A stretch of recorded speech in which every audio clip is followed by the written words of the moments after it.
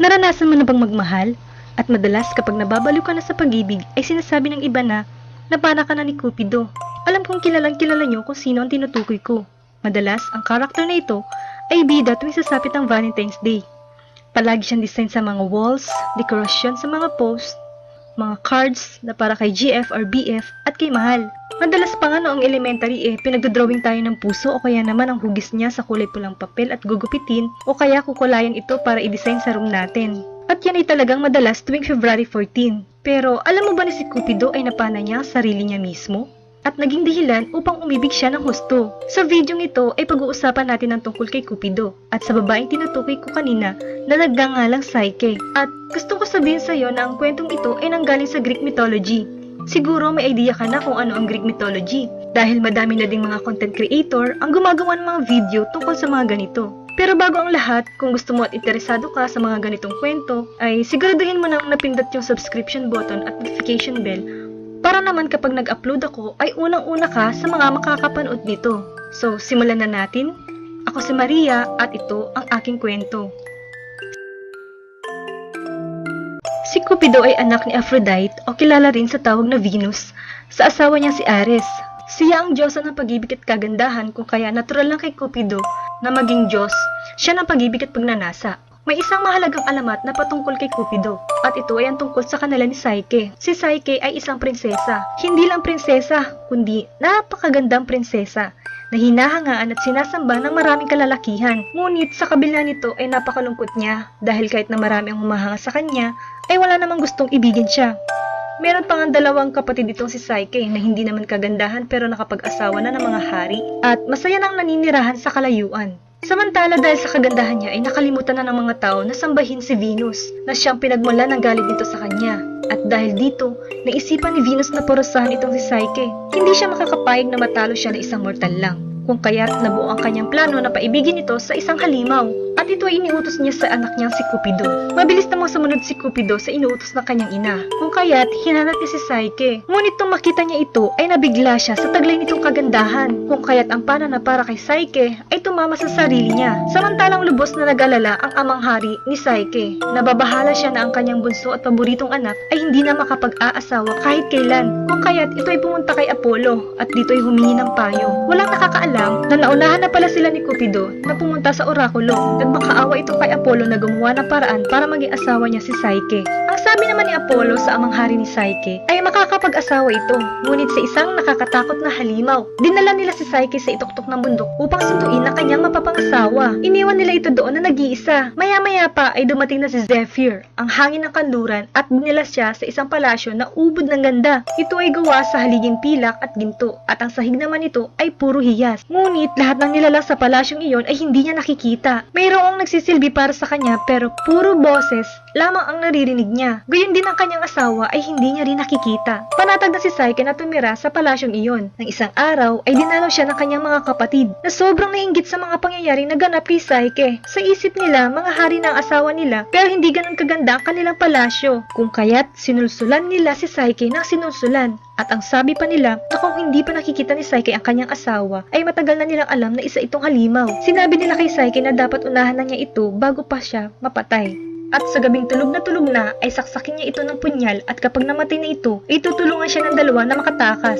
Noong gabing din yun ay daladala niya ang lampara at ang punyal. Ngunit nang mailawan ang mukha ni Cupido ng liwanag na nanggaling sa lampara, ay bumungad sa kanya ang pagkaganda-gandang lalaki nito. Ngunit natuluan pala ng kumukulong langis na mula sa lampara ang balikat ni Cupido na naging sanhi ng pagkagising nito. Agad itong umalis papalayo. Sinundan ni Psyche ang kanyang asawa. Pero nang lumbas siya ay narinig na lang niya na sinabi nito na kung sino talaga ito at winikang hindi mabubuhay ang pag-ibig kung walang tiwala at ito nga ay tuluyan ang nawala. Napaisip si Psyche, si Cupido ang kanyang asawa at napagtanto niya ang kataksilang kanyang nagawa. Nabuo ang plano kay Psyche. Hahanapin niya si Cupido at kahit anong pagsubok ay susuungin niya, umibig lang muli ito sa kanya. Si Cupido naman ay umuwi sa kanila upang magpagaling. Isinalaysay niya sa kanyang ina ang nangyari. Galit na galit si Venus at lalong tumindi ang pagsiselos niya kay Psyche.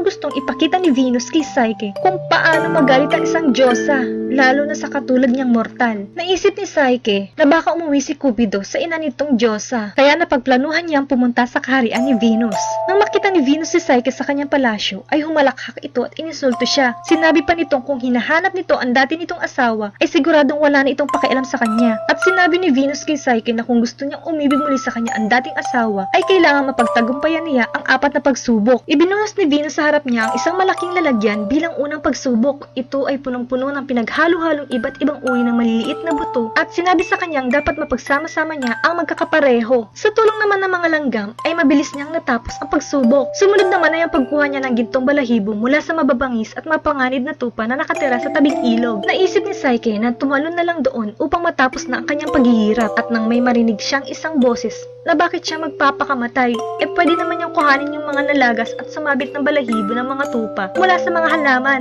Sa ikalawang pagkakataon ay nagtagumpay na naman itong si Psyche kung kaya binigyan siya muli ng mas mahirap na pagsubok. Binigyan ni Venus si Psyche ng prasko at itinuro ang itim na tubig ng talon na nasa malayong lugar. Kailangan niyang punuin ito ng itim na tubig. Sa pagtungo ni Psyche sa ilog ng Styx ay nalaman niyang malalim ang bangin at mabato ito. Tanging mga nakalilipad na nilalang lamang ang maaari makapag-inggib ng tubig mula dito. Ngunit muli, sa hindi inaasahang pagkakataon, ay may nilalang na naman na tumulong sa kanya. Isang agila ang dumagit sa dalan niyang prasko at pagbalik nito ay puno na nga ito ng maitim na tubig. Hindi pa rin tumigil si Venus sa pagpapahirap kay Psyche. Sa pagkakataong ito ay binigyan siya ng isang kahon at inuutos naman itong kumuha ng kagandahan kay Proserpine sa ilalim ng lupa at agad naman itong sinunod ni Psyche. Muli, isang tore ang tumulong sa kanya upang marating ang kaharian ni Hades. Detalyado nitong tinuro ang mga hakbang kung paano makakarating doon. Na una ay kailangan niyang pumasok sa isang butas na lagusan patungo sa ilalim ng lupa sa tabi ng ilog ng kamatayan. Kailangan niya sumakay sa isang bangkang babayaran niya ng pera at ito ay ang bangkerong si Charon. Kapag nakatawid na siya, ay may makikita siyang kalsada papunta sa palasyo. Pagdating naman sa palasyo ay may asong 3 ang ulo. Ngunit kapag binigyan niya ito ng cake ay magiging maamo na ito at papapasukin na siya sa palasyo. Lahat ng sinabi ng tore ay talaga namang nagawa ni Psyche. Kabalik siya kaagad, higit pa sa inaasahan. Ibinigay din ni Proserpine ang kahilingan ni Venus.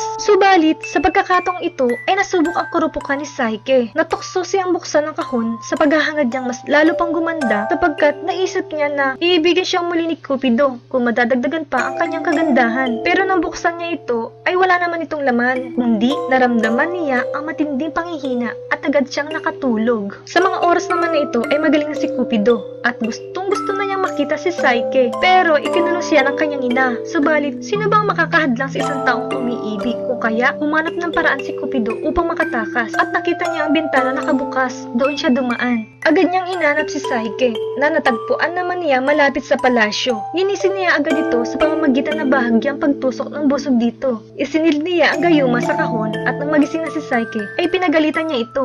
Dahil sa pagiging mausisa nito, ay muli na naman itong napahamak. Sinabi ni Cupido na pumunta na si Psyche sa kanyang ina at ibigay na dito ang kahon at dito na rin matatapos ang pagpapahirap ni Venus sa kanya. Masaya namang pumunta si Psyche sa palasyo ni Venus at si Cupido naman ay lumipad papunta sa kaharian ni Jupiter, ang Diyos ng mga Diyos at Diyos ng mga tao. Hiniling ni Cupido na tiyakin na hindi na sila gagambalain pang muli ni Venus. Pumayag si Jupiter at nagpatawag ito ng pagpupulong sa mga Diyos at Diyosa, kasama sa ipinatawag si Venus. Sinabi ni Jupiter sa lahat na formal na ikinasal sina Cupido at Psyche at wala nang sino man ang pwedeng gumambala sa kanila maging si Venus. Dinala ni Mercury si Psyche sa kaharian ng mga Diyos at dito inabot ni Jupiter kay Psyche ang ambrosia, ang pagkain ng mga Diyos upang maging immortal. Sa kabilang banda ay natahimik na din si Venus dahil naging Diyosa na si Psyche sapagkat wala na siyang kaagaw sa pagsamba ng mga tao kung maninirahan ito sa kaharian ng mga Diyos. Ang pag-ibig ni Cupido at kaluluwa ni Psyche ay nagkatagpo sa likod ng mapapait na pagsubok, ngunit ang kanilang pagsasama ay hindi na mabubuwag kailanman.